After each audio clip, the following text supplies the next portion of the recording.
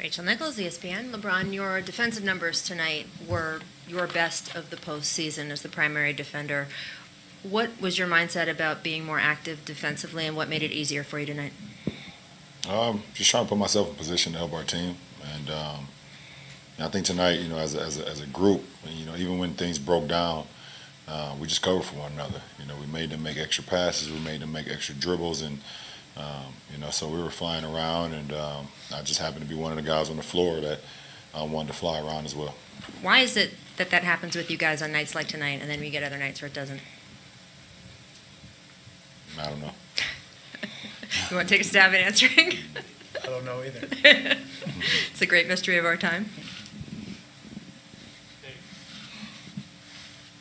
Dave McMenamin, ESPN. LeBron, how would you rate your passing as a skill compared to the rest of your game? And then, if you'd indulge me, the left-handed pass you had to Larry Nance Jr. in the lane, the left-handed pass to Tristan Thompson in the lane, and the time you drove baseline and wrapped around Tristan. Can you rank those three? I think my passing is right up there with every other aspect of my game. It was something I kind of just knew I had when I first started playing the game of basketball, to be able to see things develop before they actually develop, and then it was on me to kind of put the ball on time, on target to my teammates ever since I was a kid, and I started playing at age 9. So to rate those just being able to first of all, with Tristan and Larry being able to set the screen and get my man off my body a little bit for me to create some separation. The first left-hand pass to Larry, I was able to keep my defender on my back for a little bit.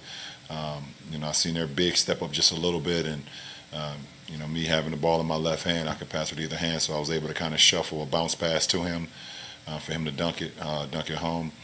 The second one to Tristan was going right. Tristan set a great screen, and Marcus tried to steal for the ball, so I was able to go behind my back to the left-hand side, and then I seen Big Bang step out on the floor, so I was able to wrap that around him to Tristan. And then on the third one, I rejected a screen and roll, and Bang stepped up again, and I seen Marcus trailing me a little bit, so I seen I had to wrap around pass because the other defender, on the weak side, didn't pull in on Tristan. So I don't know. Seemed easy, right? Is one of the three more difficult than the others? They're all pretty difficult. Don't try it at home. Tom Reed, The Athletic. A lot was made the last couple of games of how well their point guards played and how your guards struggled.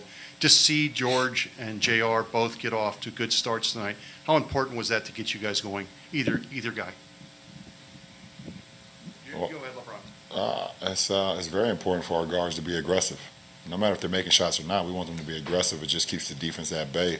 It allows me and Kevin to have more open lanes as well. When those guys are being aggressive, looking for their shots, and you saw it in G. Hill's mindset to start the game. He just had an aggressive mindset that if they're going to slide under his pick and rolls, he's going to shoot it.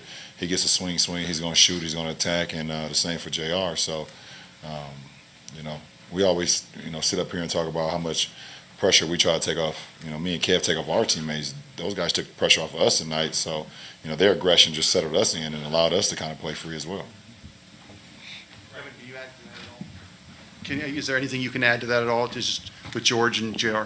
Yeah, I think as Braun mentioned, just to piggyback off that, just their aggression. I think they shot, 13 or 14 threes, 13 threes between the two of them tonight, and a lot of them were good looks. A number of them dropped for him, and I think just, overall, whether it was getting to the free throw line, getting off to a good start on the defensive end, both of them were very solid and really picked us up. So, just get into our spots offensively, defensively, staying home, being solid, sticking to our schemes. Both those guys are huge for us tonight.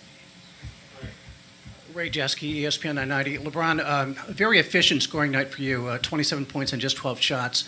But what a healthy box score. And how related are those two functions? You only taking 12 shots and seeing everybody else kind of just flourish, and everybody scoring the ball. 6 guys in double figures, 2 guys almost in doubles. And then Kevin, could you speak to his ability to facilitate that coming forth of the whole team? And how dangerous a team are you when it looks like tonight? Well, I mean, I think if you look at any box score throughout the postseason or throughout the regular season, if you're able to get 4 or 5, 6 guys in double figures, most of the time that team is going to win. And you look at the shot chart, and me with 12, and Kev with 12, G Hill with 11, and even Jordan in his even Jordan in his 18 minutes throwing up 11 attempts as well. It's just a well balanced. Obviously every game doesn't work out that way. I mean, we can sit up here and say why doesn't happen like that every game, but it's just not how the game works every game. But tonight was a good ingredient of that for us to be able to get everybody involved. Even Kyle, his shots in the second half, JR's shots, everybody felt in good rhythm. So. It's my job, when everybody's in a good rhythm, to make sure I just get the ball exactly where my guys need it, where all they can think about is just shooting it, and just try to put it on time and on target.